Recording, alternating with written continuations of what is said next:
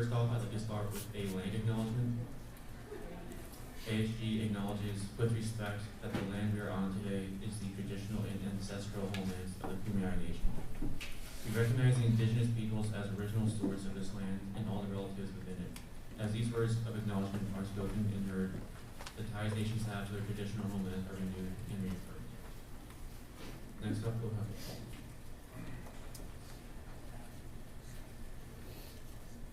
Nadia Alfaraje. Alexandrade. Here. Ashika Arasu. Tessie Baron. Here. Chloe Cohen. Here. Kimberly Cruz. Here. Siri Dondu. Alana De La Torre. Here. Jake Dredge. Tiana Fee. Here. Lauren Bettis. Here. Eliza Gear. Here. Brendan Gravel. Here. Chloe Holm. Here. Claire Ingram. Here. Arissa Lelevier. Here. Natalia Mena. Here. Elizabeth Mickelson. Here. Julian Rhoda. Here. Sabrina Richards. Here. Valentina Rodriguez. Here. Daniela Velarde. Here. Madeline Wu.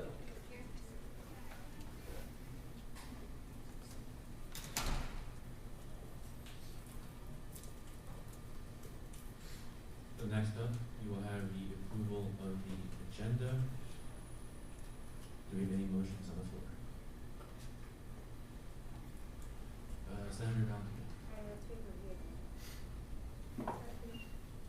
All right, we have a motion being seconded to approve today's agenda. All those in favor, please raise your placards. All those who oppose, and all those who abstain. Motion passes.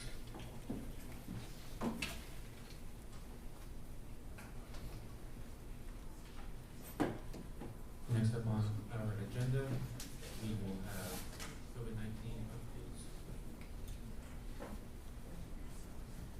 COVID-19 updates from VP Charlie Johnson and VP Kai Snyder.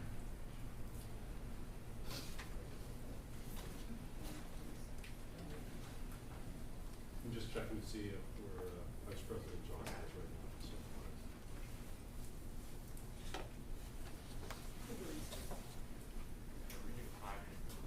We're gonna go 5-minute recess, so maybe I can take about 5 minutes. Point of order, someone to call recess. Sorry, someone call recess.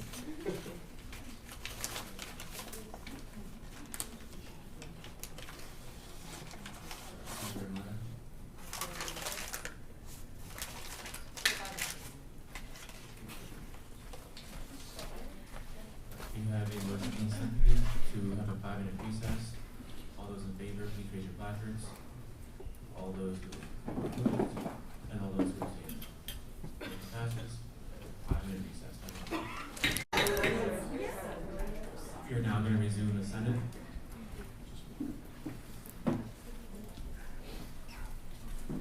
Our next agenda item will be COVID-19 updates from VP Charlotte Johnson and VP Kai Snyder.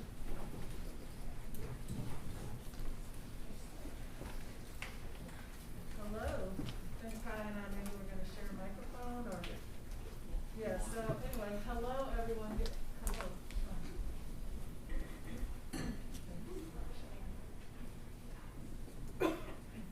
Well, this is great. I'm really so excited. So hello everyone, good afternoon. So happy to see you all on this wonderful Thursday afternoon.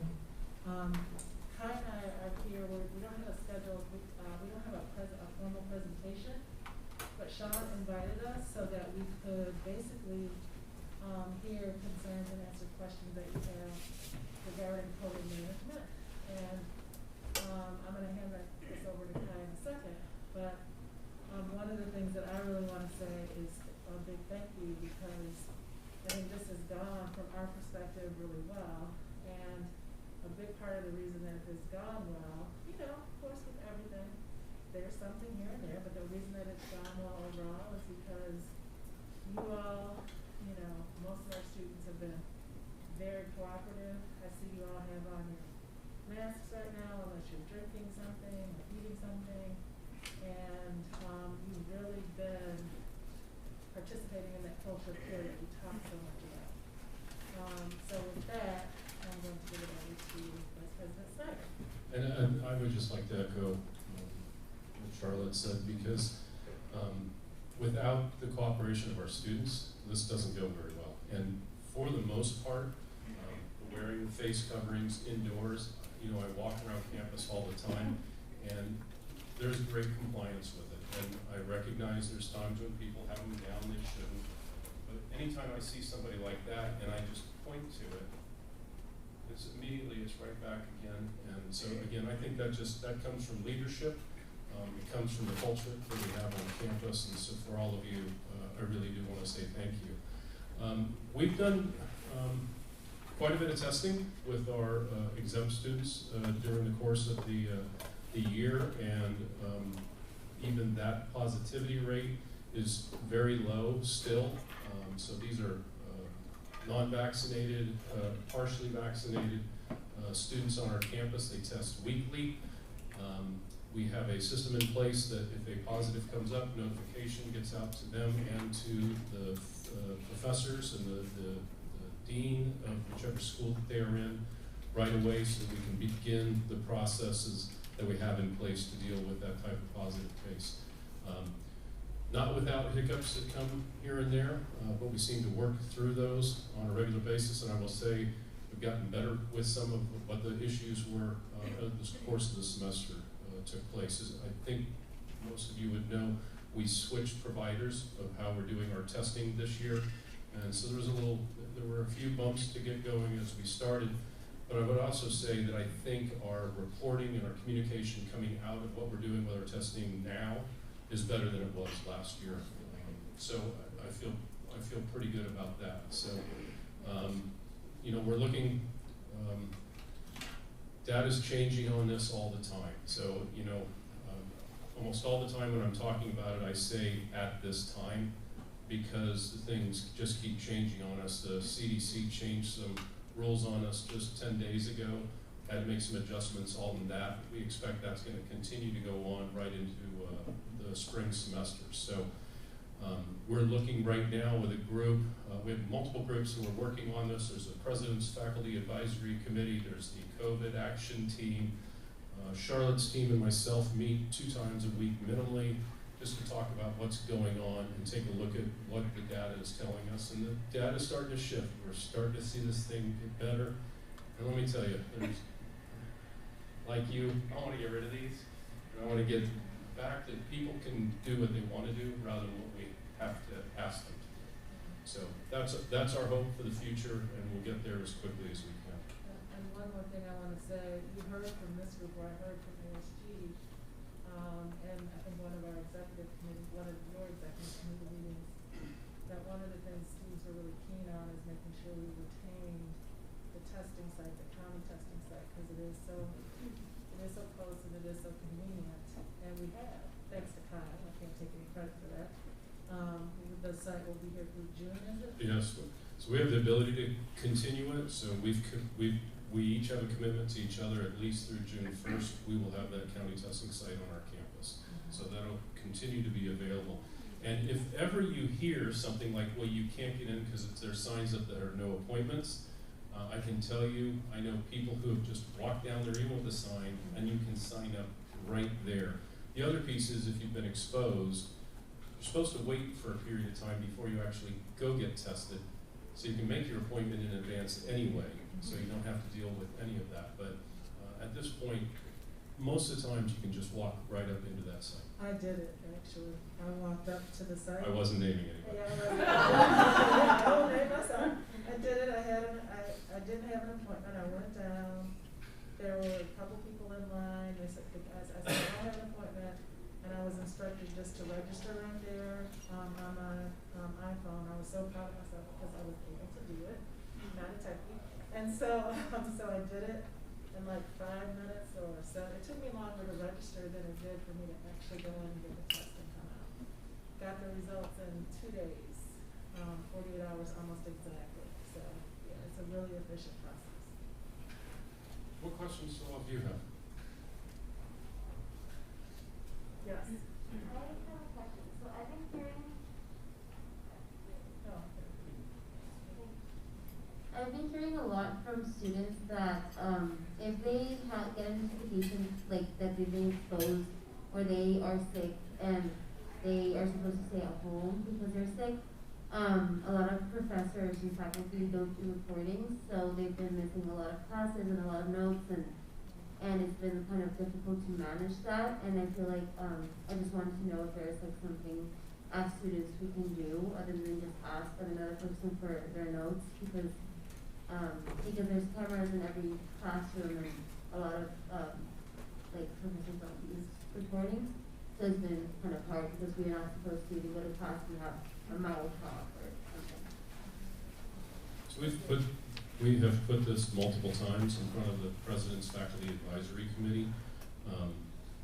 Faculty can make decisions on what they do in their own classrooms, so we can't dictate to that, but we ask them to help work with our students to best deliver what the students are looking for through their education. So we continue to push that message, and I know that the Senate and the President's Faculty Advisory Committee are also pushing it down to those. I know that doesn't necessarily solve what you're asking for, but that's where we just got to keep pushing the message and get those faculty members who aren't doing that to start doing it. And I will say, and this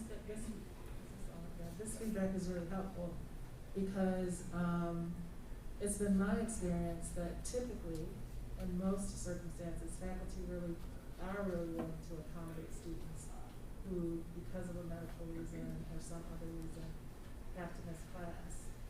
And that is one of the difficulties of this, right? It's like, on the one, we're prioritizing safety here, and I think we do have to keep prioritizing safety.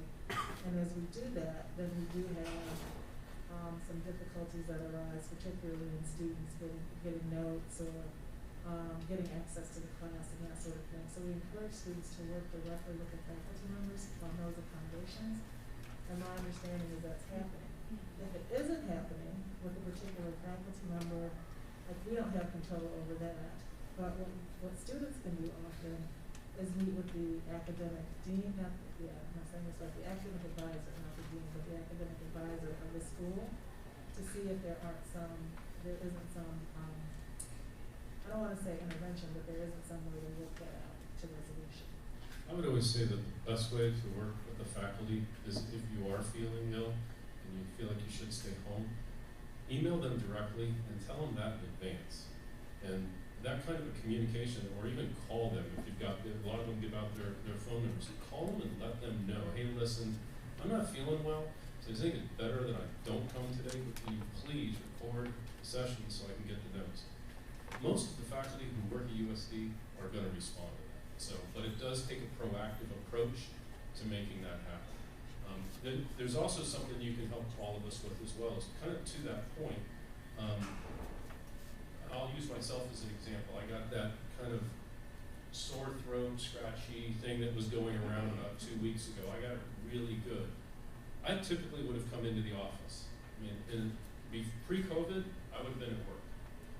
And I realized, okay, you can't do that anymore. We've got to look at when we aren't feeling well, we should stay away and find some ways then to get the notes, work with your faculty to do it. The more we do that, the more, because the flu season is going to come, and we're not going to know the difference initially between flu and COVID. And so we need, as much, flu can knock us out as much as COVID can, especially at your age. So. I feel like the issue hasn't been, well, what I've been hearing and even my personal experience, it hasn't been whether we don't communicate with the faculty. I feel like we've sent emails before. It's just that some of them are like completely not doing recordings, even though you ask if it's possible. So if that happens, then let the associate dean of that school know that you've been trying to work, and especially if you have email, share the email and say, I've been unable to get this on a recording. The associate deans of the colleges will help.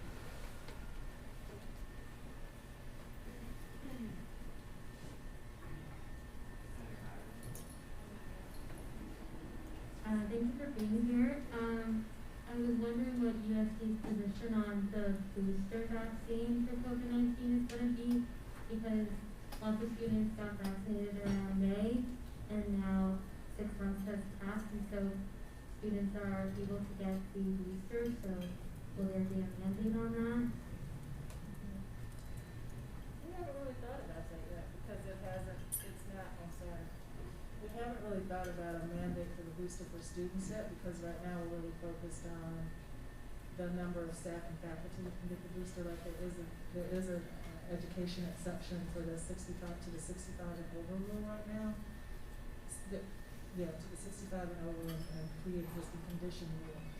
So we'll have to look at, along with the county and the medical experts, the availability of the booster just more widely, because right now it is focused on those populations, and then make a determination about the booster for students. But I wouldn't like put out any guesses on that right now, because I've actually not spoke with the medical experts about this yet. With everything that we're doing, we work under what the CDC guidelines and what they're recommending. And then on top of that is what the county is giving us. And we get very specific with the county. They know what we've done with the upgrades to our ventilation systems. They know about what our classroom sizes are. So we're very specific. Director of our health center, Kim Woodruff, has just done a great job working with the county on this. So we're going to take the guidance from them, and then we'll come in. My big thing is always taking a look at the data. What is the data telling us? And then we'll respond accordingly. Senator Sabrina.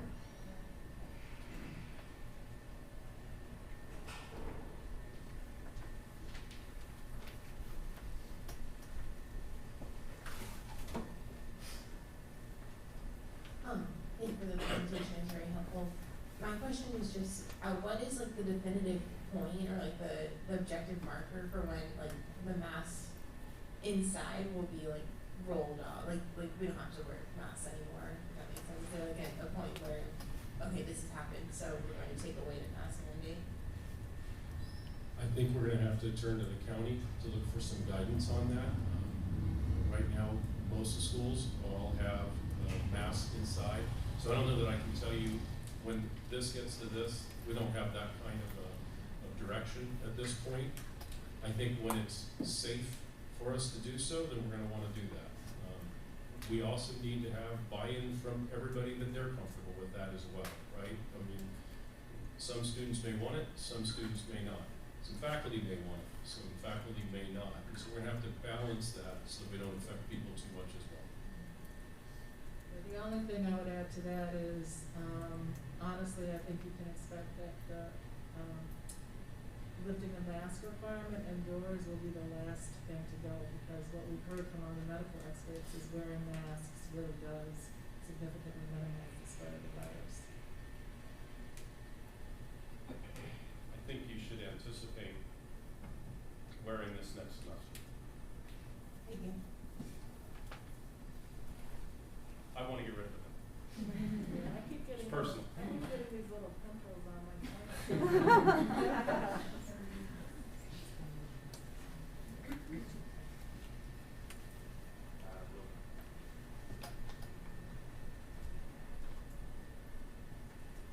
Thank you both for being here. I know we really appreciate it. I know that recently, I guess you said earlier in the semester, we had a meeting with you both, and we're asking about a single forum or a single place that students can voice concerns about COVID. I don't know if there was an update from either of you on what that could be, so that it's not necessarily reporting to different email addresses and different people. COVID support at San Diego.edu is the best place to send all of them. That's where we're channeling all of our COVID through that, and we have really 2 teams that are working within there, and then they channel information that comes out. And can students report anonymously on that, or is that by, because there was one form we were talking about where there was an anonymous reporting thing, and we did share that, I thought. But anyway, I'll look back to you all on that later.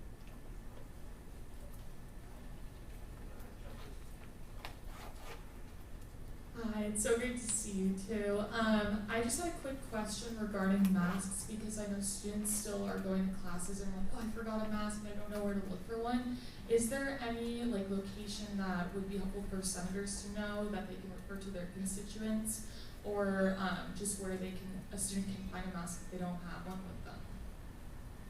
Every tram driver has a box on there, so the idea was to catch people as they're coming. If they don't have that mask in the building, we'll stop them there. So every tram driver should have those. All the dean's offices have them as well. Now, I understand those are in the building, but if you go straight there, get that face covering.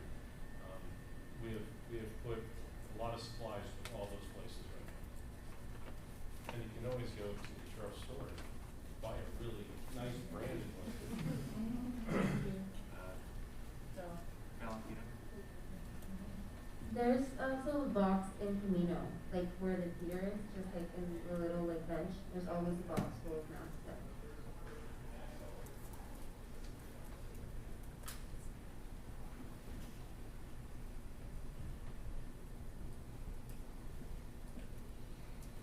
Senator.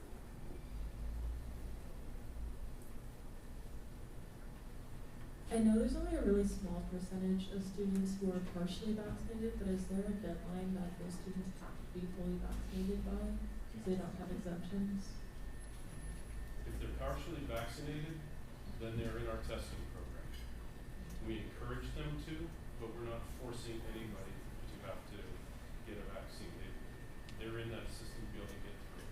So I guess if you're thinking they don't have an exemption is what you're talking about, then the Student Health Center has them on a ticker to be able to remind them it's time to get that booster. So. Yeah,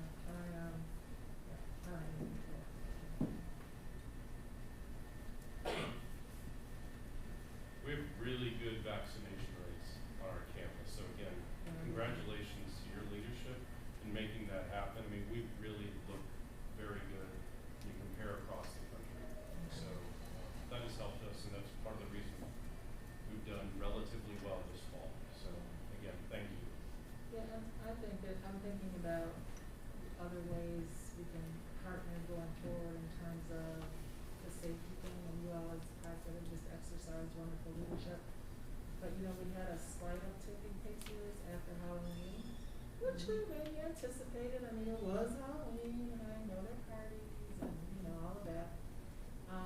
But it was just an uptick, right? And now we see the numbers going back down to their sort of normal positivity rates. But what I would say is if you can encourage students, each other and students, that when you do whatever you're going to do for Thanksgiving break, to still exercise the same precautions you exercise here, wearing your masks, the social distancing, you know, just being careful, that would really be helpful. First year students are known for getting with their other high school friends, and they go back home on Wednesday night prior to Thanksgiving. The more you can encourage them to do this, the better off we'll all be. Art.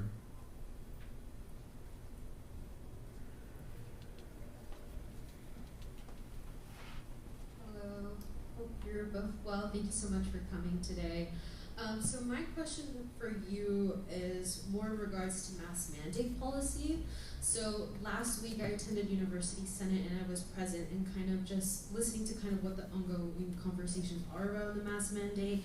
I know within the faculty aspect, they have been looking at what some of the protocols will be or policies that they want to implement when it comes to professors that aren't really enforcing the mask mandate. But maybe on both of your ends, you can kind of provide a bit of clarity in regards to this. So one of the updates that was mentioned was that any mask violation would be put for grounds towards dismissal. Do you happen to know if that's happening on faculty and administration side? That was something that was presented in University Senate last week. That's something that's going on.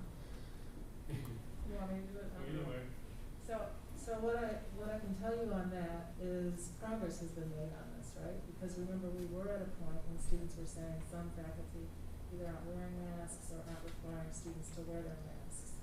And so from that feedback, which was happening across the university, the provost and others have gotten together to say, okay, what are the consequences for this?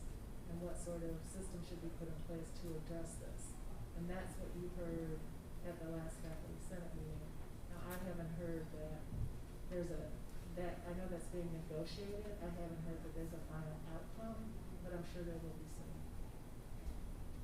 Thank you so much for the clarity on that. And again, that lies in the faculty's hands and how they're going to do that, so. Senator Alexa. Getting the work out. Interactive steps. I just have a quick questions about the masks you said are on the trams. If that's required or just encouraged, because I've seen a lot of people try to get on the tram without a mask and they just have to get off. The tram driver says, you don't have one, but you have to get off the tram. So I was just curious if the masks on the tram are mandatory to have there, if it's just encouraged, or what the deal is with that. It isn't mandated by the county, but we're asking everybody to do it because then it demonstrates that they have before they go into the buildings. So Okay. I will recheck with our tram drivers right after this meeting. We're enforcing it. Great. Thank you. Thank you. We have time for maybe one more question. Senator Lawrence. I feel like we probably all anticipate some more positivity, higher positivity rates after Thanksgiving. I was wondering if it would be possible to implement testing for all residential students upon returning from Thanksgiving break. Yeah, we anticipate that, but we don't have any. We anticipate there may be an uptick, but based upon the data we have so far from homecoming, from Halloween, we don't think that requires testing all residential students or even all students. We're still sticking to testing exempt students. We are putting a recommendation in there. It's nice for you to be tested before you go back to campus. Protection of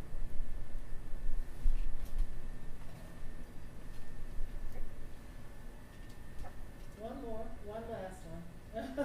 This has to be the last one because I have a hard stop. Justice. I just had a quick question regarding like a positivity rate. I was curious to know what like percentage would be kind of a concern for you all, because I know this past week we're at a 4.3% positivity rate, which is like been the highest since we've been back. So what kind of percentage, if possible, you can give is like one that you would be like, okay, we're concerned now? If we were to see that continue over weeks, that would start to concern us a little bit more. What we thought it was, and it's showing itself right now so far in the data, let's get through this week, but it's already come back down. And that's why we're tying it pretty tightly to what took place around Halloween. So there's no set number I could ever say on something like that, but it's about trending. Are we trending in the right direction? Are we trending in the wrong direction? And how long are we trending in that position? And the 4.3% positivity rate you saw, I believe, was for exempt. Yes. Was for the exempt population, Right. not the vaccinated population. Yeah. So one of the things to think about is that looks, in itself, it looks like a high number, but when then you compare it to the campus population, it is a fraction of a percentage. So if you look at that number, the total on the dashboard, if you look at the total positivity rate number at the bottom, it should say like 1.13 or something. Oh, okay. Yeah. Right now I'm looking at it, Before. and it says 4.3% USD positivity rate under COVID-19 testing results on campus. But that was for that week. Yeah, for the week of the 31st. Yeah, and then from an overall, Yeah. was it 1.4? Yeah, 1.4. 1.4, okay. Yeah. Thank you. Get rid of cards.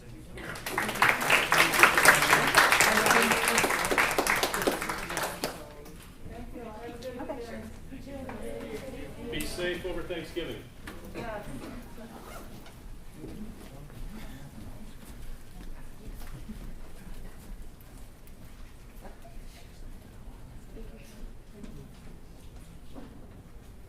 For our next agenda item, we have Directors Carol Norman, Charles Ramos, and Lauren Johnson on Employee Services and Dining.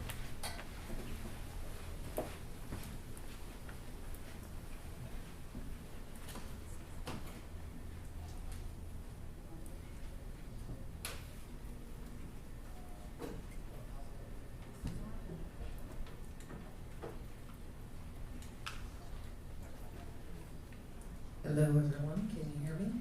I couldn't hear anything in the back, so if I get too loud, let me know. I am Lauren. I am the marketing director for auxiliary services and licensing director for campus. I'm also an alumni of the College of Arts and Sciences, and I currently have a daughter who is going to school here at USC. Very happy to be here. I think we're going to run through a bunch of the topics and then we'll save the questions till the end. I'm Charles Ramos, the Director of Learning Services here. Been here since 2007. Been here for a while, seen a lot of new buildings go up. Also an alumni. I've looked at some of your faces with masks on, because that's how we recognize people. I spoke with Madeline yesterday, so I think we got an email with some of the topics that we're going to touch on again. So, yeah. Hello, can you guys hear me? I'm Carol Norman, Director of Hospitality. I am also an alum of USD and been here longer than these two young ones. I also have a daughter who was a graduate this past May, so 2021. So a proud parent of a graduate of USD. And I've been in all circuits with dining, with residential life, and everybody over the years here at USD. So the first thing we wanted to talk a little bit about, we were told, well, they want to talk about Aussie boxes, and I kept saying, well, what do they want to know? And I didn't get an answer. So we'll just give you a little overview. We've been doing the Aussie Box program for a couple years now in the SLP, and the primary reason why it's in the SLP and only the SLP right now is because that's where we have an actual dishwashing machine. So unfortunately, a lot of our units do not have that, so this way we have the high heat, industrial style dishwasher to run them through. But we also do accept them in the building at 2 Mercado, and we are looking to expand the program to the NAS School of Business in 2022, because we are slated to get a dishwashing machine over in that location as well, which will be great. But in the meanwhile, the program has really taken off. We had a lot of good momentum pre-COVID. Then of course COVID happened and that kind of went out the window because of safety and all those kinds of things. Now it's back, and I will say it is the most popular this semester that it's ever been. And we've had, 12,000 Aussie boxes since the start of the semester that have been redeemed by students. So that is awesome, and we're really excited to see it, because obviously every single time somebody uses that, they're keeping all of that, not reusable boxes out of the landfill. One of the issues we have, though, is that students are not returning them. So what we think is happening is they're probably kind of piling up maybe in the residence halls, and then maybe we'll get them all back at the end of the semester. But that's sort of a challenge. So we definitely would say if you guys can help us encourage people to return them, that would be great. The other thing that is a little unsettling is we noticed at the beginning of the semester, some of the Aussie boxes, we're finding them in the garbage. So to me, it seems obvious that it's a reusable box, maybe not. So we've been trying to do more education about that and why it's so important to help us keep that out of the landfill, all of those boxes that would typically go in there. So that's what's happening with Aussie. Is there anything else you want to talk about with Aussie? Yeah. And just so everyone know, it was a pilot program because we didn't know how we could handle the containers. Because when we get the containers, she says 12,000, but that's people putting it through and it coming back. So 12,000 times we've had boxes recycled. It's not 12,000 actual boxes in the back of the dish room. It's a few thousand, but we never had that spec in the original Brilliant Dining. So where do those go? How we keep them clean? How we dry them? Those have all been challenges with the Aussie boxes. We're taking notes on, as we move to the new NOS building about. Oh, sorry, I need to do this. What I was saying is just managing the boxes has been the challenge for us right now, because behind the scenes, a student will keep it in their room for 5 days and then return it, and there's challenges with that, and where do we keep them all, and it's so popular, as Lauren said. It's a good thing. We think it's a great thing. The amount of to-go boxes that we were throwing away, and the to-go boxes that we were seeing students just get and then go sit down in the dining room, that's gone. So now we have that, and we still encourage people to use the china and eat in, because we want people to eat together and dining. That's really the goal of the meal plan with everyone, to build community and enjoy the events we have as well. Does anyone have any questions on Aussie boxes before we go on? Oh, we're going to save it for the end. Okay, I already opened the floodgate. She already put her hand up. Should we go to that? Or can we wait till the end? Okay. Another talking point that people wanted to address in the Senate was lines. So as you guys all know, there's many universities are struggling with lines, not being able to serve the communities. I think at USD we're lucky to not be a 24,000 plus university where, you know, finding the staff to open up those halls and serve those people, it's a big challenge for those big universities. For us, an 8,000 person university, we were able to tend to take the blow a little bit easier than that. But you know, a lot of people left for retirement, a lot that we had for a long, long time. A lot of people chose to go into different careers. I have a chef manager left to do crypto. More power to him. But getting people back in was a journey we started in July, and I feel really good about saying that we're about 2 full-time positions away from being staffed with our full-time people, and a lot of businesses can't say that. So we have a vertical that is full-time employees that we've addressed, and as you've seen some lines at the beginning of the semester, the challenges with that was that we didn't have full-time staff, and the staff that we usually have coming back from previous semesters didn't come back because they didn't exist. There was no one here in the workforce in Aromas or Burks or La Paloma to come back that knew what they were doing. So then we have the part-time part of it, right? And we are the largest student employer on campus. Right now we have 180 student employees. We usually have about 350, and we're still hiring. So if you know anyone that wants a job to make some extra holiday money, please send them to the dining website, and we can get them some hours. But we've hired some fantastic students, and we hope that they stay on with us. We know a lot of them go abroad spring semester, and that's a great thing. Maybe they come back with us after. But we've been building up our student employees from literally zero to 180, which is great. A lot of our part-time staff has come back. You know, Mama Laura and Mercado calling everyone Mijo. We're really glad to have her back. Oscar at the door.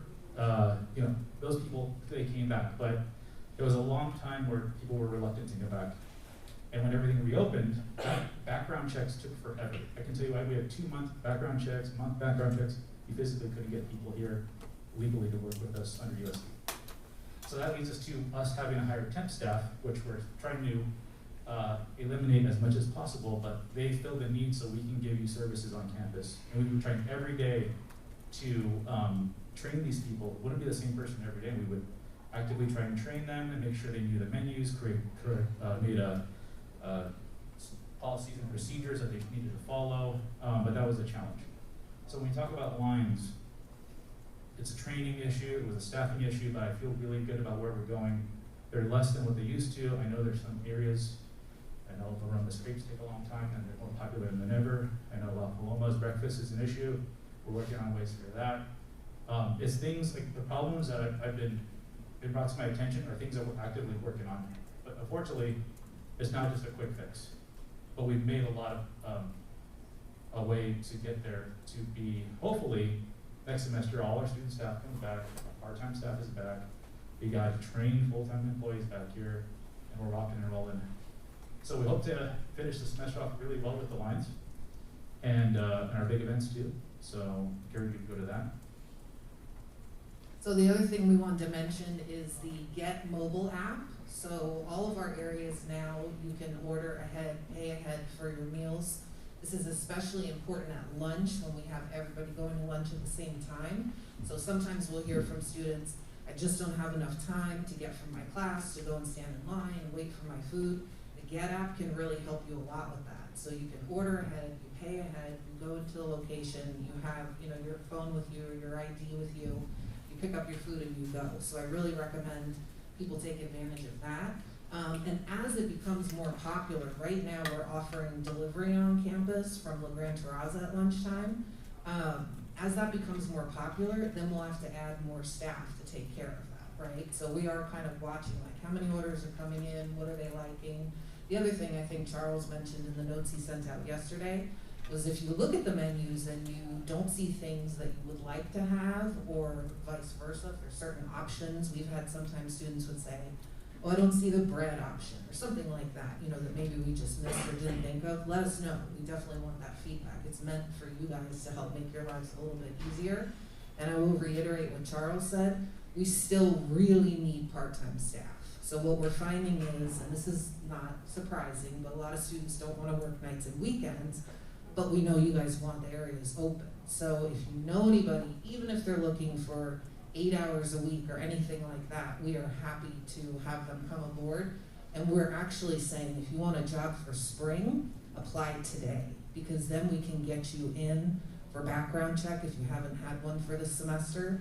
And like Charles said, unfortunately, especially the younger you are for some reason, I guess because you don't have a lot of credit history maybe, it seems to take, my daughter's background check took 3 weeks, and she's a San Diegan, has never lived anywhere else, so we just never have any way of knowing. So please encourage people to apply now, and we'll get them all set up for a job for spring.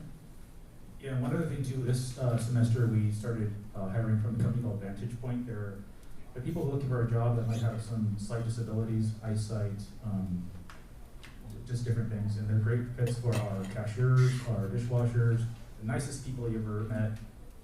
Ben in the pavilion, the tall guy who you might meet daily at lunch, he's the nicest customer service guy. We have lineups before our work. I'm like, this is the epitome of customer service, everyone. Be like Ben. And that's been a good resource for us too. What should we jump to?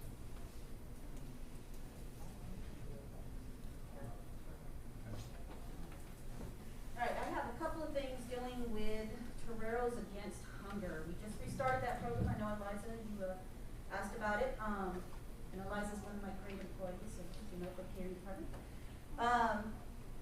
It is a program that we couldn't get started soon enough, and mainly because we do not allow outside catering business on campus, which is half of our business for the campus. So what we're doing is we went ahead and started it. We're doing it for big groups that we can have leftover foods, because they are going to have leftover food. And it's food that's wrapped. It's not something that's been out. We will not serve students anything that's already been out and in the danger zone. So this is food that's been kept wrapped and was not used for the event. So if anybody is interested in that, or you know people who need to have some meals and don't have a meal plan or don't have money for whatever reason, this is all private, very private. So we require you to go to Meet at USD Catering, so it's meetatUSD.com, then to catering, then to Toreros Against Hunger. You sign up. We then send out a text telling you we have steaks, rice, mashed potatoes, whatever we have, fruit. And we tell you where it's at and to bring a container to put it in. So you can take it home to eat with you. We'll have plates there. You can take it and go eat in Frank's Lounge. But we'll provide all the information to you through an email. Once we get permission from you that you are aware you're eating food that was out to an event. Because there still is some liability. But it's something that we did, 3 years ago, right before COVID. It was very successful. I think we had about 300 students signed up, and we were doing it every other day. And it's mainly, again, because we had a lot of outside catering customers coming into campus, which we currently do not have. So I don't think we'll have as much as we would like, but we will definitely get it ready and get it going. Yeah, so it is actually going. It's live now, and you'll get a text message, not an email, if there is something, but I think it's important, you know, when you're sharing this information, to also be sharing the information about the food pantry, because as Carol said, especially without all of the off-campus business, and I kind of think that's going to continue for spring, it's very minimal catering happening right now, and our on-campus guests are a little bit better about the number of foods they order, so there isn't necessarily a lot left over, but you know, things happen, it rains, 50 people don't show up.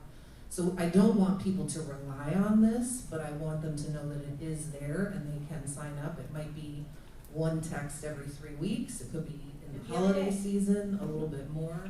And again, it's also random. It could be in the middle of the day, it could be later at night, it could be even on the weekend.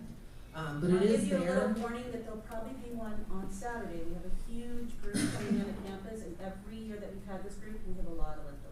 So, yeah, and that's another thing that we're working with is Professor Heather Herrera. She's the one who started up the, you know, trying to avoid the food waste that goes on in the world, and she started up that committee on campus, and so she and I have been working together and talking about also doing an education campaign for catering clients to make sure they're not ordering too much and they're not, you know, going to end up with a bunch of food that just goes to waste. But anyway, that is available. So it's the meet@usd.com, go to catering, and then go to Tourists Against Hunger, and you can sign up from there. The other thing I wanted to bring up that is not, I believe, on your list, but maybe on somebody's questions coming up, because this is just a recent thing that's happened. We have available for everybody, for student groups, you're able to purchase from outside vendors up to $500 of product. So somehow it's being misconstrued that I can order more than that once I get the vendor approved. That is not the case. There are safety reasons for this in many ways. Our job as part of the campus directors is to keep our campus safe, not only due to the pandemic, since I was a COVID patrol back during the time frame, but also safety, making sure you don't become ill due to food viruses. I'll give you an example. I'm not going to mention the club, but there was a club recently that did have food that was not approved by either myself or Charles Ramos. I went and saw the event. They had the food sitting on tables. Nothing was kept hot, nothing was kept cold, and it was out there for 4 hours. Completely in the danger zone to cause stomach viruses.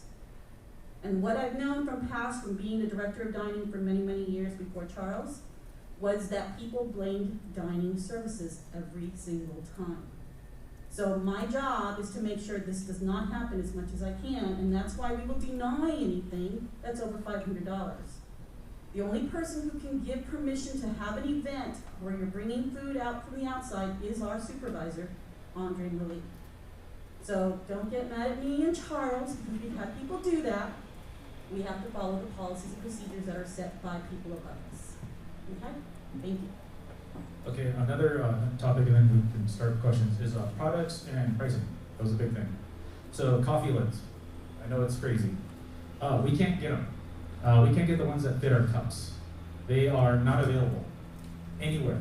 We've tried to go locally, we've tried to go Arizona, and then the ones we get are not the ones we expect.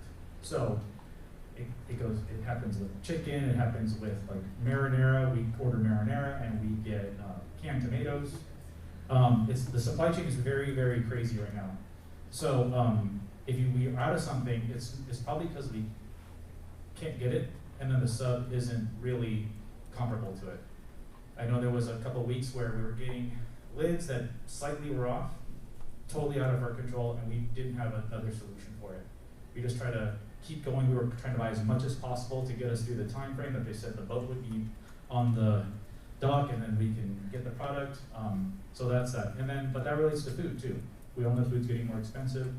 We're trying to not pass that cost along to you. We're trying to work with our vendors to make things, get the stuff at the most reasonable price.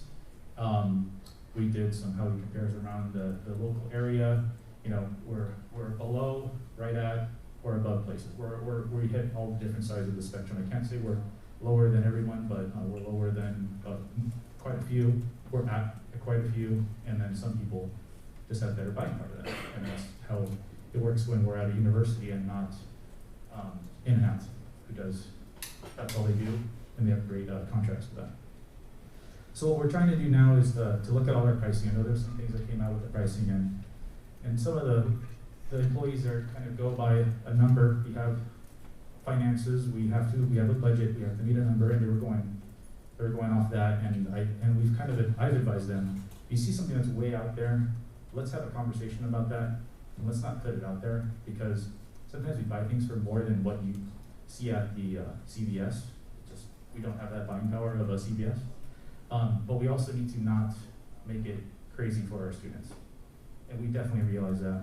We've launched some $5.99 meal deals that are going to be around the areas that give a value meal to people that's not really a higher price point. We're going to do some meals with equivalencies, so people can get a nice meal for the $10 equivalencies. We have the Costco program in Tumor Cup to our table. I call it Tumor Costco. And that's a cost plus program, so you don't have to spend gas to go to that area, no membership fees. We're just trying to give you a bulk option that's at the university. And then we buy from UNFI for people. That's natural foods. Whole Foods buys from them, so that there's that category in Mercado, and then you have the stuff that you would see at 7-Eleven. So anything else, but Oh, we also, so people, if you don't know about this, we have a freestyle program which is on all the freestyle machines. And you can get a bottle and you can get it charged, so you have a unlimited plan for a semester. And it comes out to be like 48 cents a day. So if you're looking for a cheap beverage or know someone that's looking for that, pass that information along to them. Okay, now we will open it up to questions. Sorry, we took so long on that one, but we wanted to put everything out there. Thank you so much. So just a quick reminder too is if you want to be called on, you just need my recognition before you speak. Just a reminder. But anyways, in the spirit of staff, Chloe Holm, Senator Chloe.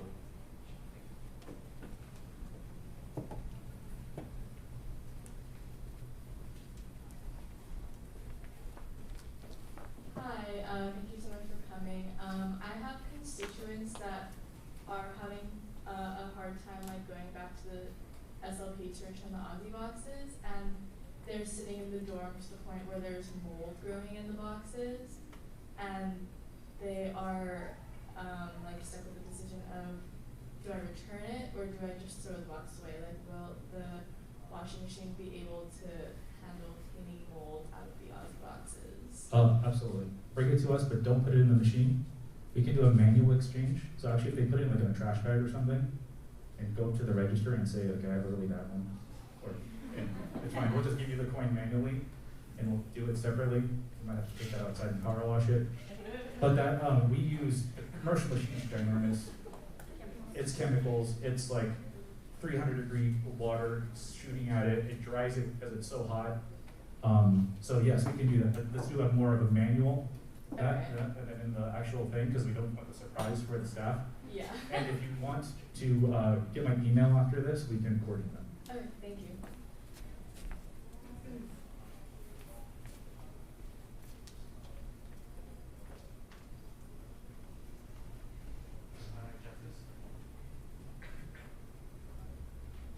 Hi, thank you all for being here. I just had a quick question regarding for student org events and the external food vendors. Do you mind just clarifying a little bit about what specifically the protocols are? Because I just know a lot of constituents are coming up and student orgs are facing with a lot of inconsistencies with it. So if you wouldn't mind just kind of clarifying, besides like the exception to the $500 rule, and like a little bit more about the safety maybe, but really overall just the policies. Yeah, sure. So it's kind of a 1-2 step process. And Amanda is very involved with it. She's the queen behind the scenes of this program. She makes it all function. So is Jen. And Jen. Hi. Jen did it. So when there is a vendor list, an approved vendor list, if someone's on that list, that means they have submitted their ServSafe, their insurance, their food handler certificate, their menu, their vaccine card, and I've reviewed it all. I look at that, it's on a Google form, and if anyone needs the Google form, actually maybe I'll just send it out and reply all to what Madeline, that is Madeline here today? Oh, hey. I'll send it out so everyone has it. So if you have a vendor that wants to be on the approved list, send in that form and they can upload all the documents. If they're a regular business, they have all these documents. It's not something they have to like go get. If they have to go get it, we probably shouldn't be using it if they don't have a ServSafe card or insurance or all that stuff. So it's a very easy link. It either says student, staff or faculty, or vendor. And when you click on that, it takes you down the road of how to submit your stuff. It's very, very easy. I reply back hopefully within 24 hours and say, your vendor's approved. As long as you're not over 500, have a good event. And then if it's over 500, I send it to catering. And catering reviews it and contacts the student org. So it's I would say definitely if it is a smaller vendor or like a mom and pop shop, they may not have some of this stuff, and it does take time because then they have to deal with the city and getting the insurance documents and taxes and all this kind of stuff. So I would say if you guys, specifically want to use those kinds of vendors, just start planning way in advance so then you have everything you need in order for them to become approved. Yeah, and we want to support local vendors, and we already do. We have 61 local vendors we use. 61 of those are, 31 of the 61 are local and minority owned, and then 9 of those 61 are women, minority, and local. So they're great partners with us at concessions. They're great partners with us when, under 500, go ahead and use them. And then we have the local token event every Friday in front of the Pavilion Dining. If you're a meal plan holder, you can redeem a swipe the last Friday of the month. It's a little weird this month. We're doing it the first Friday of December because of the holiday. And you can redeem a token to redeem to a vendor, and then we will pay that vendor. So we've had 5 vendors. We've had 3 token events if you count the one on Ole weekend. And it's been very well, and the vendors are super all about it.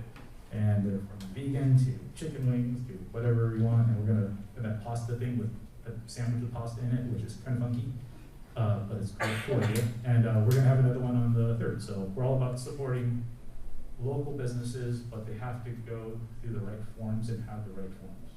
It's really about safety, like Carol said. Don't want people getting sick.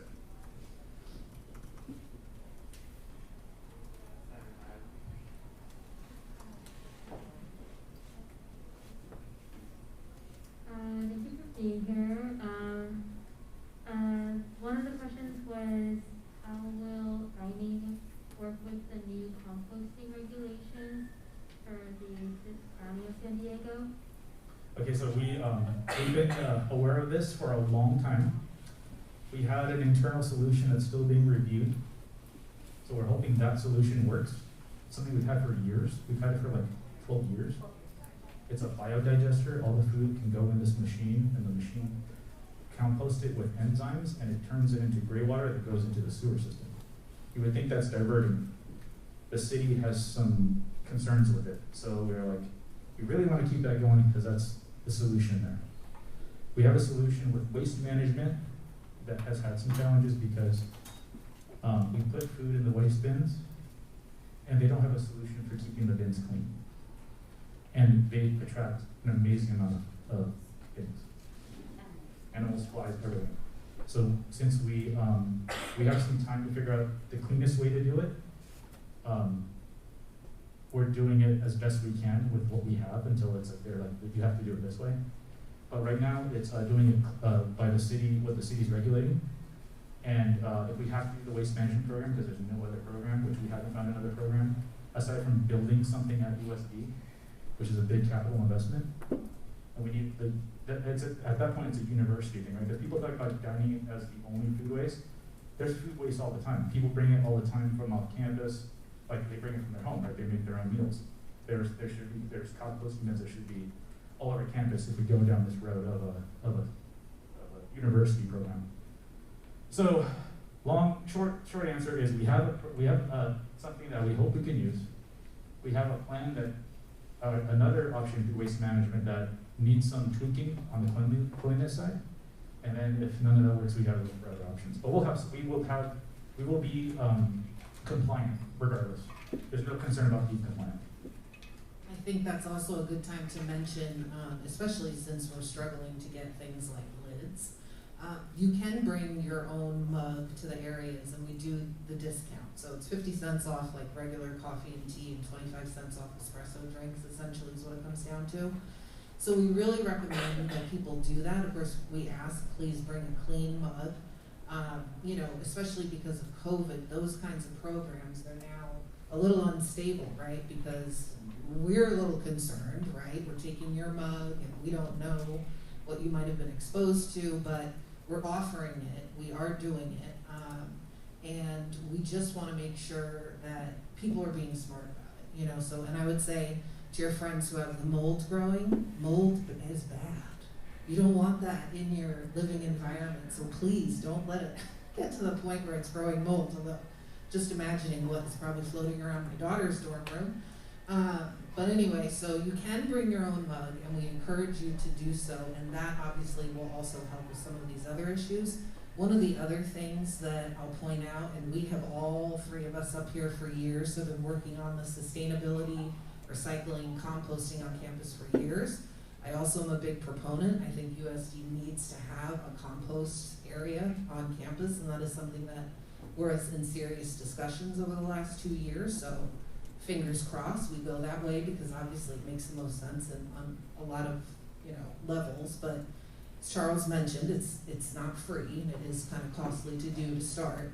But the other thing that we struggle with, a couple of years ago we reopened Aromas after we did a remodel, we tried a little test pilot with front of the house compost. So you have compost, trash, recycle. It was an absolute disaster. And my thing was, they're not recycling in the right bin. So how are we gonna add another level of compost? And to be fair, recycling is very complicated. You know, we used to have lids, they were a number whatever, you could recycle them. Then a couple of years ago, basically China said, we don't want your recycles anymore, US, we're not taking them. And so then the city said to us, sorry, we can no longer take X, Y, and Z numbers of plastic. So the other issue is that a lot of those items, they are compostable, but that doesn't mean that they're gonna compost if you just throw them in the trash or whatever. They have to go to a specific compost center. So one thing that we always look to you guys to help us with is, do people even know what they should be recycling? And maybe go to like a sustainability page, kind of educate yourself about what can and can't be, because it's complicated. I'm not gonna, you know, make any excuses about it. It is unfortunately very complicated. But if we can avoid that whole component by bringing your own vessel, for example, that's kind of a great way, I think, to make a step in the better direction. So, and we're always open to ideas about that as well. We know we struggle on campus with signage and things like that, so we have a lot of conversations throughout the year about, okay, you know, a couple years ago we brought in the bins we have in the pavilion, which are much more clear, but unfortunately we don't have them everywhere. So we're making progress, we know it's slow, but we're definitely working on it and committed to it. Point of order, the allotted time for this section has ended.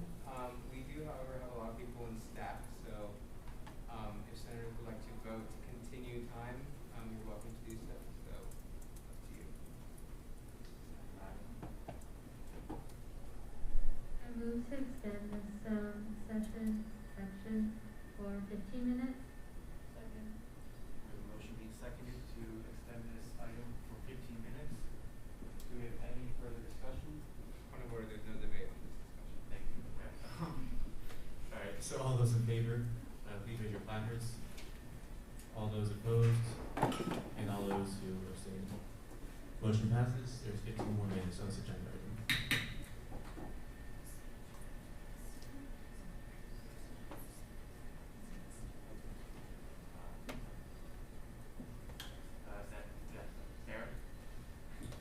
Hi, thank you so much for coming.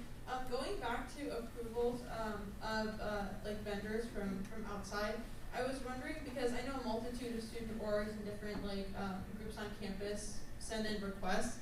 And so in the name of consistency, I was wondering if there's any outline or written like bylaw or set of rules that you all use to decide whether or not a place can be approved or denied, or is it literally just like a case by case, you go through it and you make the decision? Yeah, so the approval for a vendor is, the criteria is what I mentioned with the, they have to have insurance, they have to be, they have to provide a business license, they have to have a serve safe. There's these 5 criteria. I don't go to their shop and look at their shop. I'm assuming that these documents are not falsified. I don't go to like the county and check that they have it, but they provide copies. I check that they're not expired. One thing, a challenge I think we have is like, for example, some of the non-associated student groups and the TPB affiliated groups, they don't know about this, and I'm not really sure how best to tell them about it. I would love to communicate to other groups like sororities and fraternities and all that to let them know that this is the way that the USD has decided to do it. It's not something to be created, but this is the criteria that has been asked to have a vendor.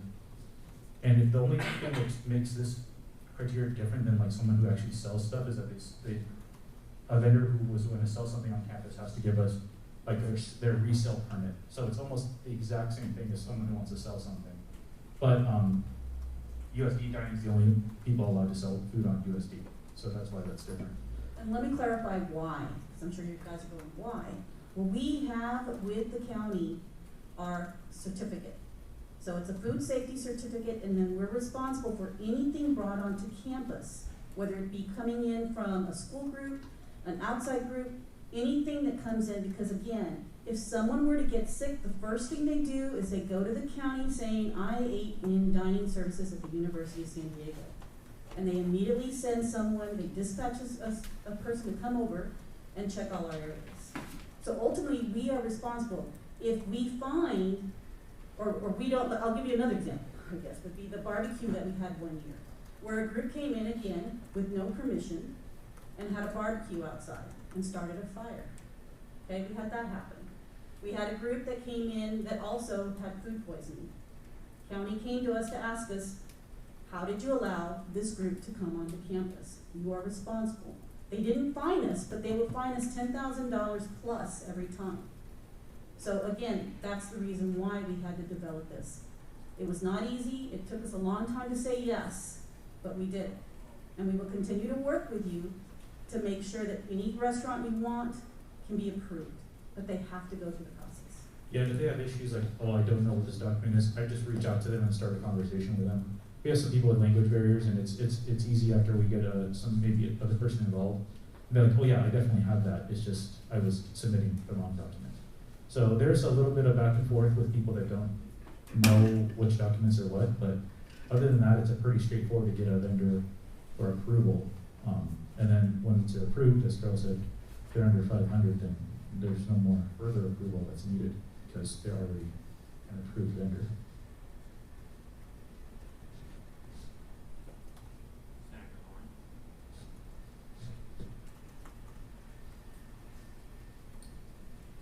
Hi, thank you guys for being here.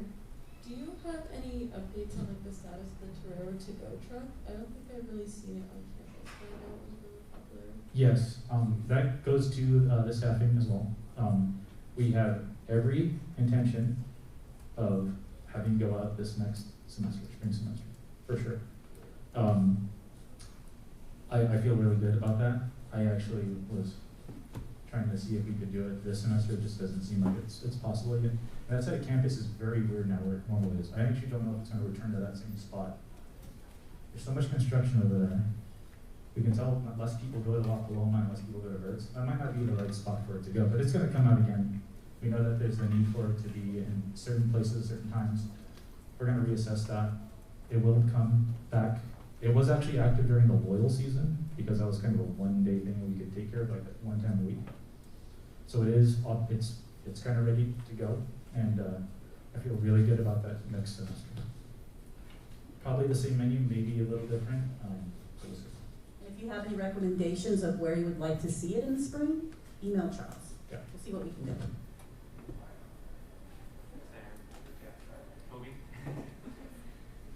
Hi, thank you so much for coming today. So I just wanted to go back to that point about the over 500 vendor.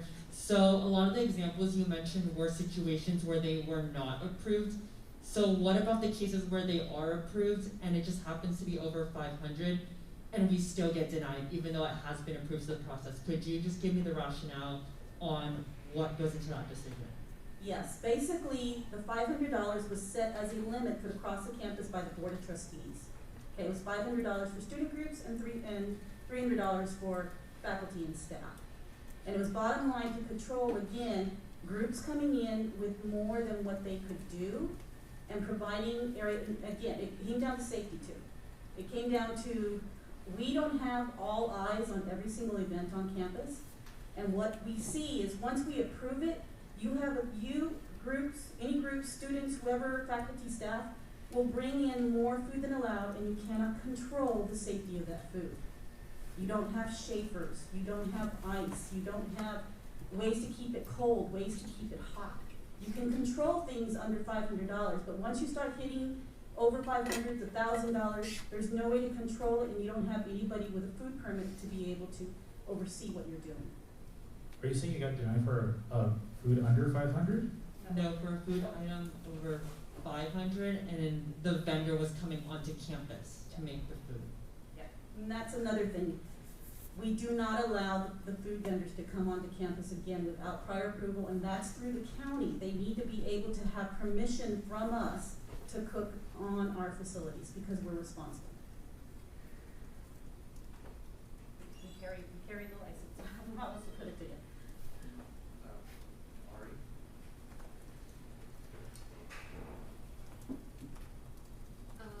My question for you is how would it be possible, this is kind of going back to a couple conversations in regards to the services that are provided through you.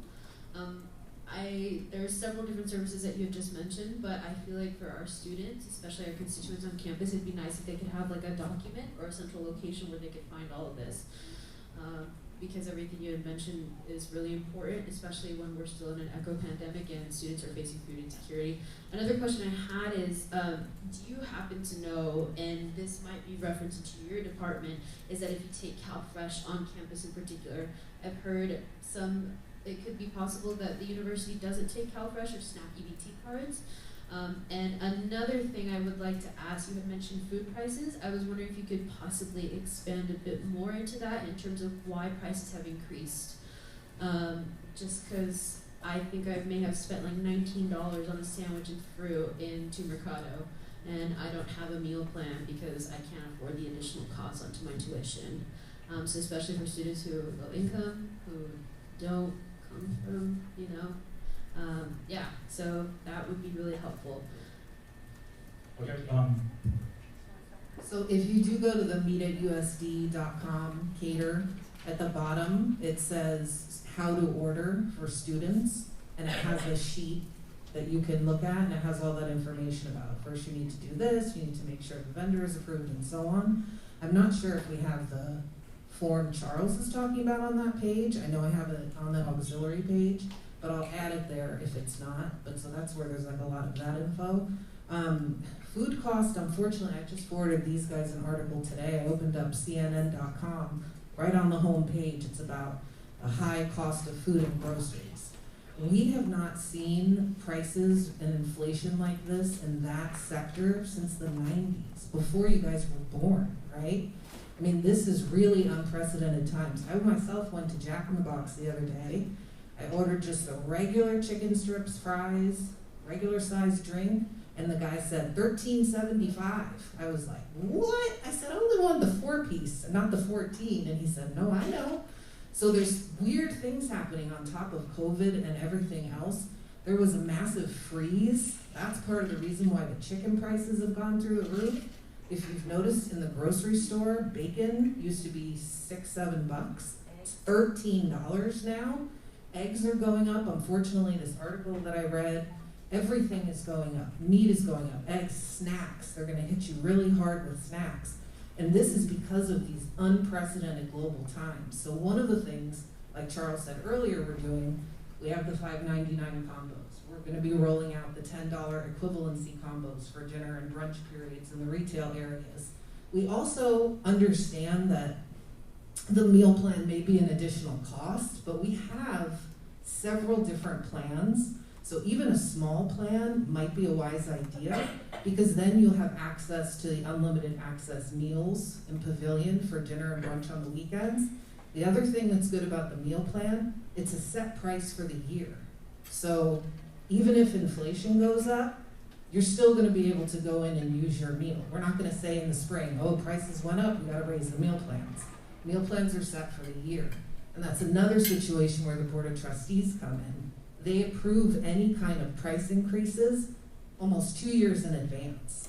So for future years, we have to go to the board and say, here's what's happening, looking ahead at the very next fiscal year. So unfortunately, some of this stuff is, kind of not super timely turnaround, but we are trying very hard. That's why we also brought in the Costco groceries, because we knew there's students who want to go and they can get this $5 kombucha, and that's fine, and they can afford it. But then there's also students who, that's way out of their price range. So that was why for Mercado, we said, let's go, we're gonna go to Costco, we're gonna get a bunch of the staples so we can sell them at basically an at-cost price.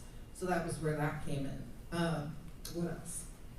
You mentioned EDT. Our business manager was looking into that last year. I don't know where they're at with that, but I will follow up with her on that.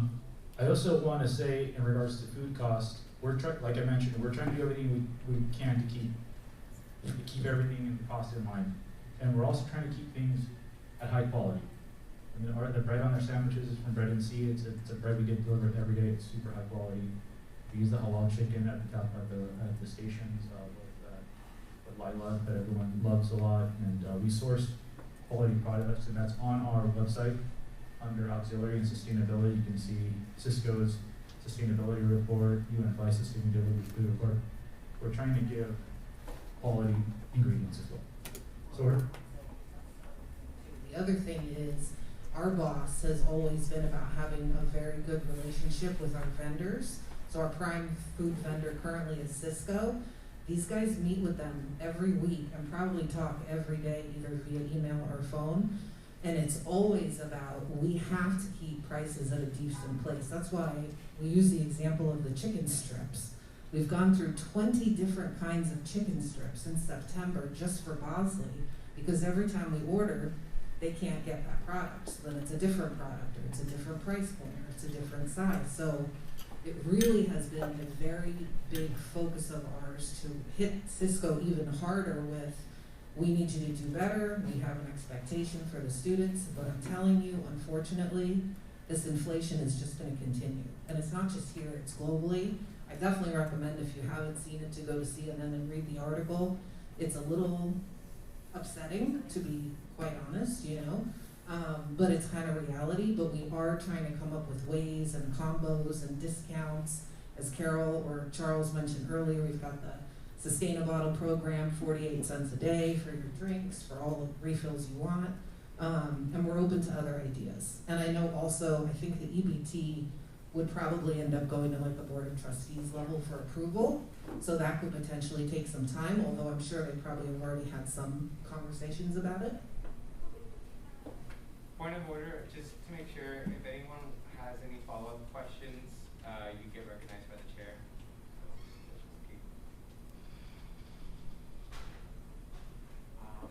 Next up on staff, we have Logan.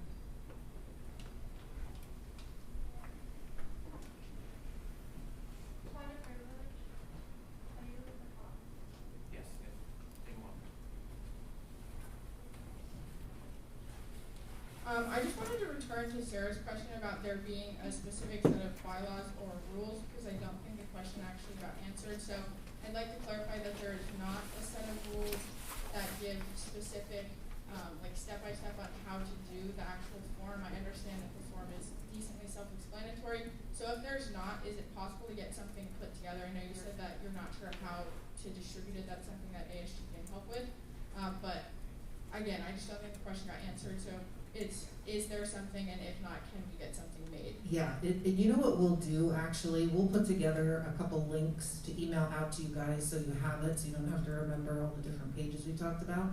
But on the auxiliary site, I think actually now with the new redesign, if you go to the bottom of the page under the areas it says vending, and you click on that page was actually originally started specifically for vendors who want to vend on campus. So it tells you right there, here's what you need to do. You need to get this form from the city, you need to contact these guys for approval, and so on. So it is listed out step by step. So we'll include that link for you guys so you have that. Point of order, a lot of time for this section has ended. If senators would like to continue this section, you're welcome to do so. Senator Eliza.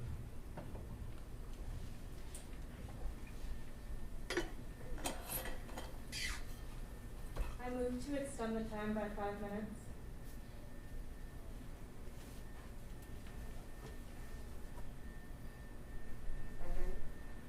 We have a motion being seconded to extend the time by 5 minutes. All those in favor, please raise your placards. All those opposed? Okay. The motion does not pass. Thank you all for coming. Really appreciate it. Thank you, guys. I'm always available in the dining room. Just come up and talk to me. One last thing, we do have an open door policy. You can come and see myself, Charles, Lauren, Andre, Malie. As long as we're not in meetings, we're there in our offices in 137, so stop by. Oh, we have free ice cream and Mercado from 2 to the rest of the day, and every Thursday, that's not Thanksgiving, we're giving away something in different units, so come on by. And Thanksgiving dinner's on Wednesday, and food truck night is on December 3rd. There's a lot going on, guys. Good luck. Thank you so much. just a reminder too, I know we're getting close to the end of time. If you have class coming up, you can make one point privilege and you need me. Our next agenda item, with that being said, is presentation of new and returning student works from Cecilia Earl. Hello everyone.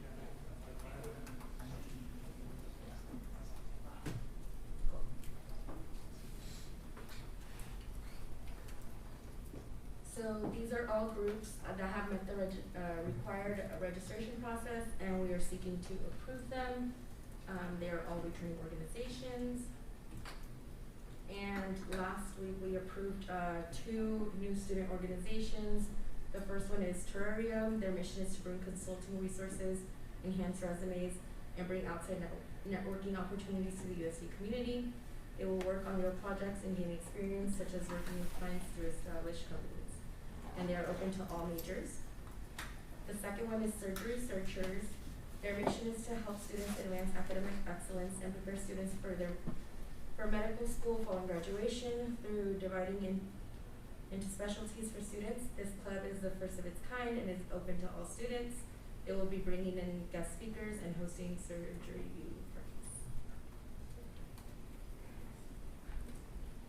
Does anybody have any questions? Senator Madden.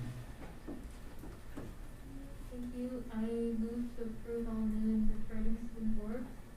Second. Motion being seconded to approve all new and returning student orgs. All those in favor, please raise your placards. Point of order for the discussion. Thank you, Any further discussion? If not, we'll move to a vote. All those in favor, please raise your placards. All those opposed, and all those who abstain, motion passes. Thank you. Thank you. Next, we will have the vote on re-implementing the student org committee bylaws. I want to remind you all that we suspended the bylaws at the beginning of the semester. Since the bylaws were approved last week, I want to encourage someone to make a motion to re-implement them. Senator Alano. I move to re-implement the student org committee bylaws. Second. There's a motion being seconded to re-implement the student board committee bylaws. Do we have any further discussion? If not, we'll move to a vote. All those in favor, please raise your placards. All those opposed, and all those who abstain. Motion passes. Thank you. Thank you. Okay, next up, we will have the approval of the minutes. May I add that there was a slight error in last week's, or November 4th minutes.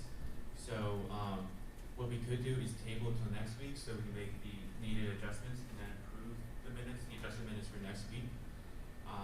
With that being said, do we have any motions on the floor?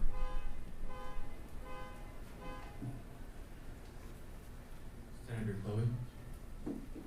I move to table the approval of the minutes from November 4th until next time meeting. Second.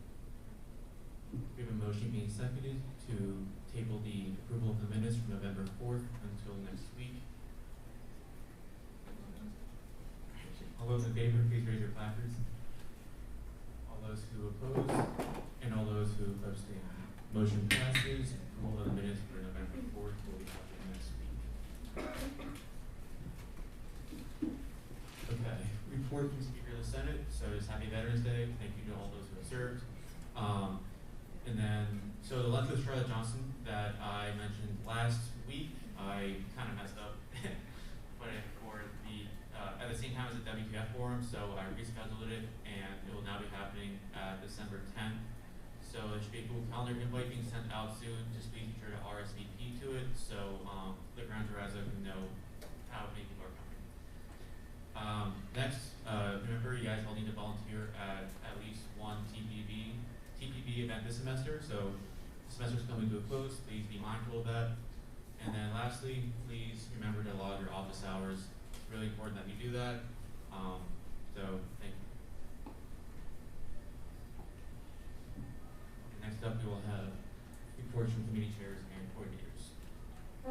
everybody. Just firstly, the academic grants deadline was this past Monday, so we are not taking any more applications. And then Ori and I already have the professors for the faculty review meeting. We're almost done figuring out the time for next week for the meeting. And as a committee, we're working on some fun initiatives that all of you will hear of soon. Hello everyone, so some updates from the IDEA committee are that I met with Xian earlier this week to discuss ideas to financially support multicultural organizations on campus, and I hope to meet with her next week to further work on this. I also met with some centers and organizations to better understand issues to work on and also to just spread the word about the What to Fix forum now that the date has been finalized. The committee is also working on some issues, and I will provide more information about this once our ideas are better developed. And I also plan on having a follow-up meeting with Ari to work on the idea section of the What to Fix forum that is coming up soon. And some upcoming events related to the idea themes are that there's a Safe Space Allies training that's happening tomorrow from 10 to 12:30. If you're interested, please let me know and I'll give you further details on this. The BSU is also having a comedy night, as I mentioned last week. I strongly encourage going to this. It's on November 15th from 7 to 9 p.m. Thank you. Hi again. The Student Org Committee will be having our meeting after Senate today. New clubs are coming to present. The Student Org Committee is also working on the Student Org Mixer, which will be November 30th during Torero hours. It will be a chance for student organizations to give the Student Org Committee feedback on the student registration process and all other things pertaining to the Student Org Committee. It is also an opportunity for clubs to meet and collaborate with each other. There will be food, long games, and prizes. I will also be giving more updates once we finalize things. Hello everyone, we're working on getting the look codes created for the grocery trips. It's possible that the first one is going to be postponed until the 21st. We're looking to kind of reroute the initiative that we were working on, which hoped to put newsletters in bathrooms, but apparently there are vandalization problems in the residence halls, so we have to rethink that idea. And in today's committee meeting, we're going to discuss our priorities and the changes that we can actually implement on campus concerning different student life issues.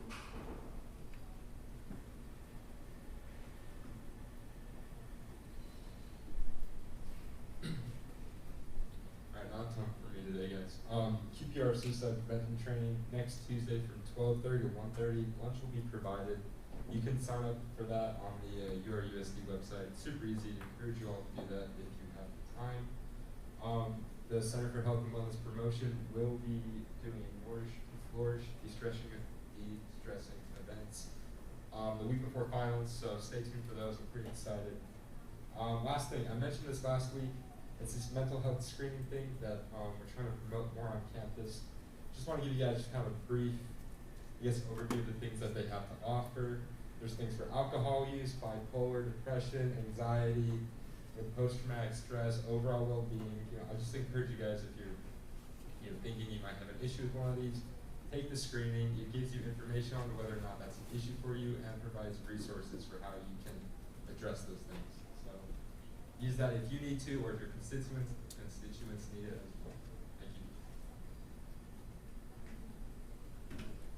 Alright, hello everybody. So there is a student in the Office of Sustainability, and her senior project is looking into the greener by default, and she's starting that research off with a food options at USD survey. So the QR code is there, and the link is up there, so I encourage you all to take it.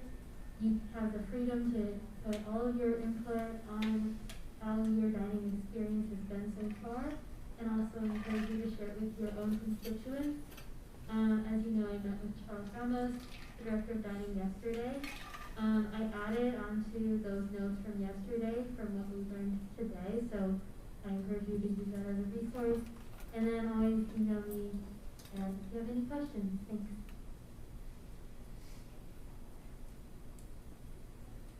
Next up, we will have reports from ASG Executive Board members.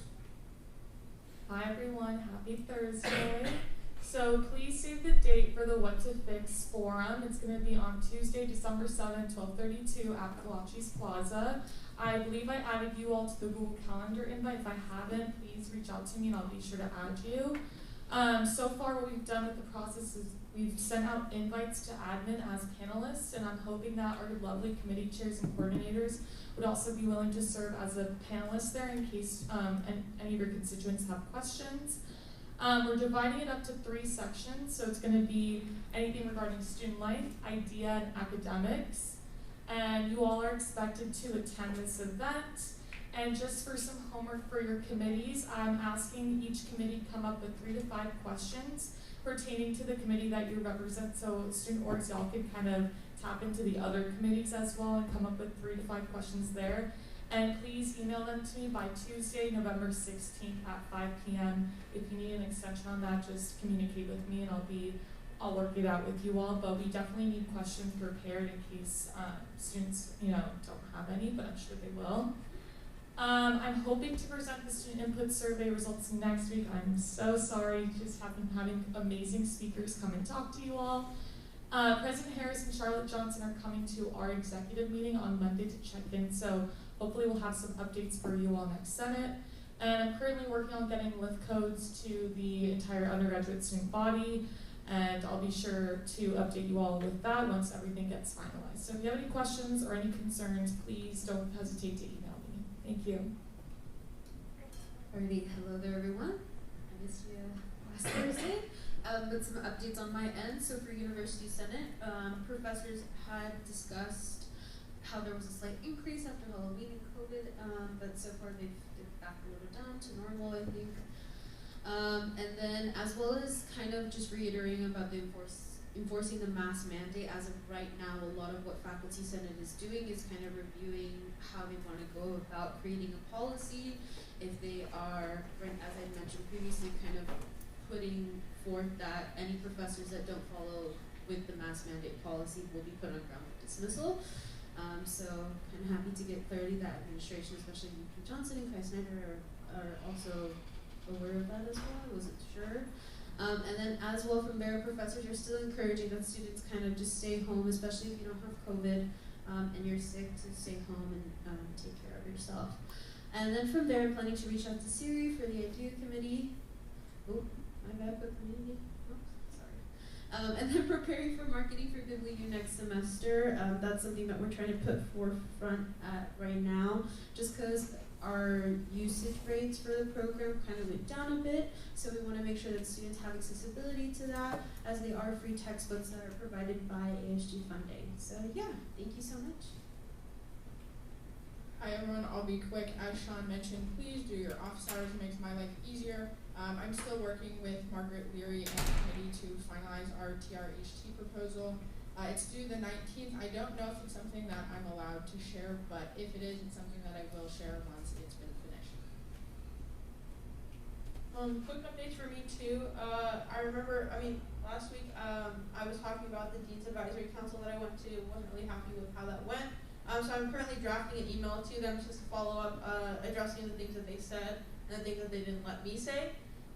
Also, I am gonna be working on the Senate bylaws with the judicial branch right now. I'm having them look over both of the documents. It's kind of like homework before we start actually making the amendments, so that's gonna be coming up shortly. And then Siri already mentioned this, but BSC Prom Unites next week. You all should really pull out. I'm gonna go after exec. We have our exec until 8:30, so I'll be there right after. But yeah, thank you. Hello everyone, for me, we just filled some vacancies on the team and we're working on filling some other ones. 2 events left, Winter Wonderland on November 30th and then a de-stress game night on December 8th. And just a reminder that you're required to work 1 event per semester, and we're definitely going to need help at Winter Wonderland. So yeah, any questions, concerns, please contact me at that email. Thank you.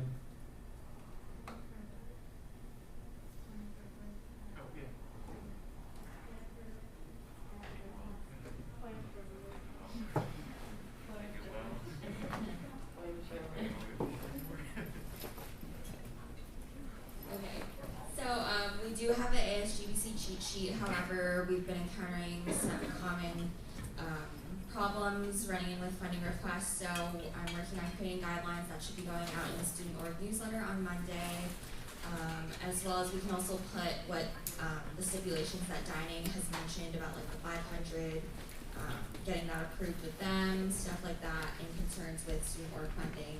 I just put an update of what our budget is for student org. So ASGBC, we have that much up there for the remainder of the fall semester. And just a reminder, we started off with 140,000, so that's where we are left just for the fall. In spring, we will have a new budget.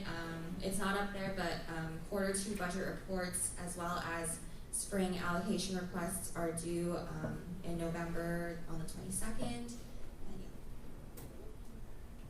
So for me, I finally met with the marketing team this week, and we're going to be working on a lot of website edits, such as updating the Senate picture, updating the Senate committee descriptions, and then just like the joint ASG. And then if you do have any questions or marketing requests, please just feel free to email me.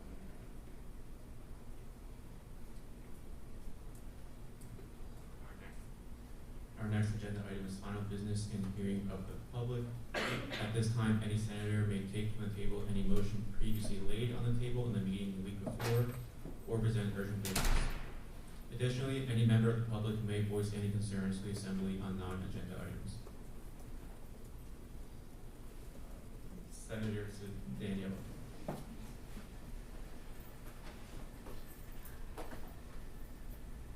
Hi everyone, I'm the Manchester Village Senator, and as some of you may know from the public safety presentation that happened a few weeks ago, there's been a string of car thefts and vandalization all over campus, but especially in Manchester Village.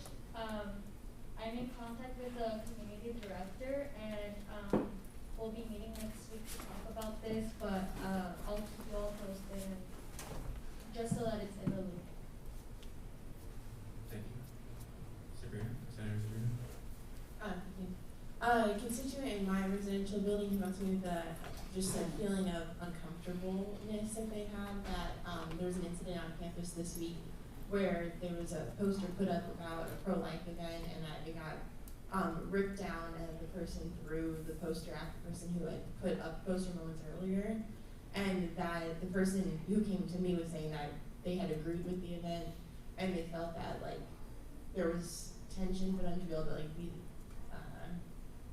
vocal about their opinions. So I just wanted to put it out there that the "We All Belong Here" email that came out from Charlotte Johnson was because of that, and I think that something that ASG should talk about in future meetings. I know we're running out of time today. Definitely, thank you for bringing it to my attention. It's something we definitely set up going forward.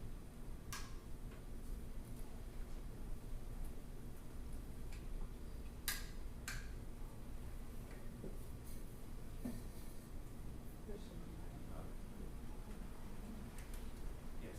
Sorry, I don't know your name, but yes. Hi, I'm Marielle, resident of Fusto. So I came to the meeting to mostly hear about USC dining because we actually have an event tomorrow, a cultural event, and we were denied to spend the ASGBC money that was given to us, and it was over $500. And USC Catering decided to say that they could cook the Filipino food for us, and it was just really concerning because I don't know, it's not really authentic, and there's going to be future cultural events on this campus that will be spending more than $500.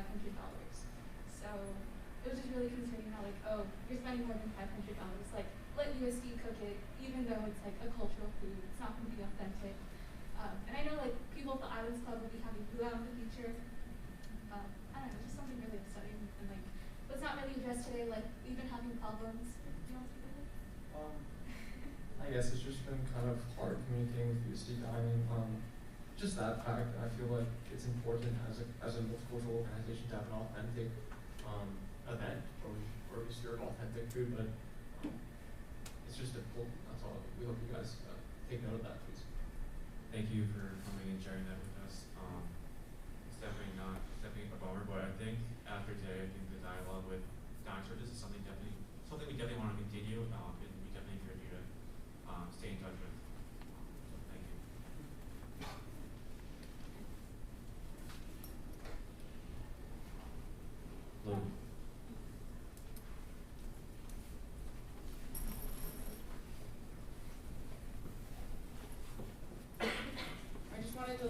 everyone know, as far as the speaker that's coming on campus today, if you're interested, there will be a silent protest outside of the event. Starts at 6:30. I know that some of ASG will be there, so if you're a little bit worried, you're more than welcome to come and feel safe with the group that's there. Sarah? I just want to speak to the members from FUSO. Thank you so much for coming here. Like, hearing of the public, a lot of times students just don't come and share their opinions. So like, it takes a lot of courage to come up here and talk to us, and I really appreciate you coming. I totally understand the importance of having authentic cultural foods, and I think it's very disappointing for them to offer to cook that when that's not authentic. So I just really want you to know that I hear you, we all hear you, and we appreciate you coming.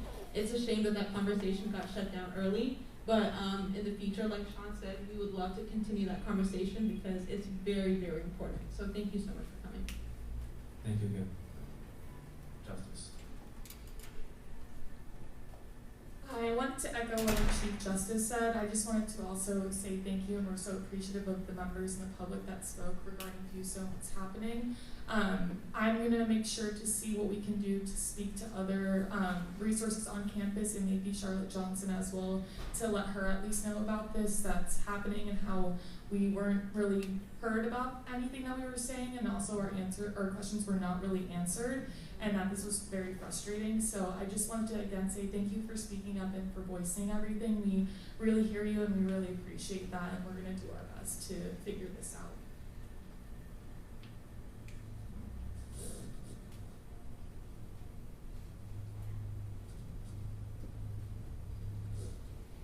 Yes, Micah?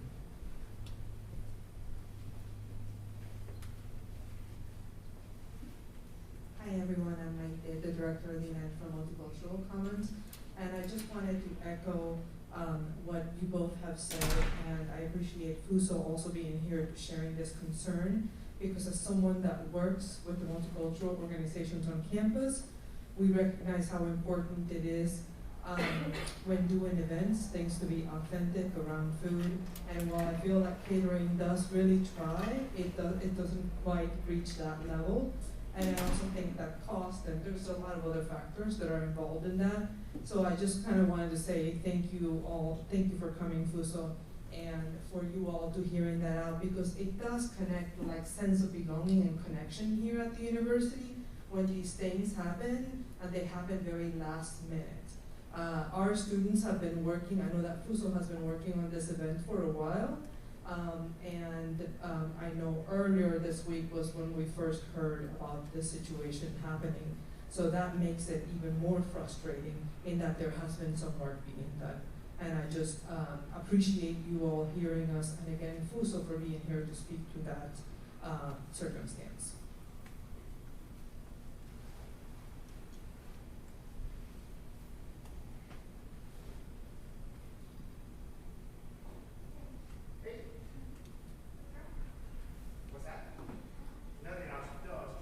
Senator Chloe?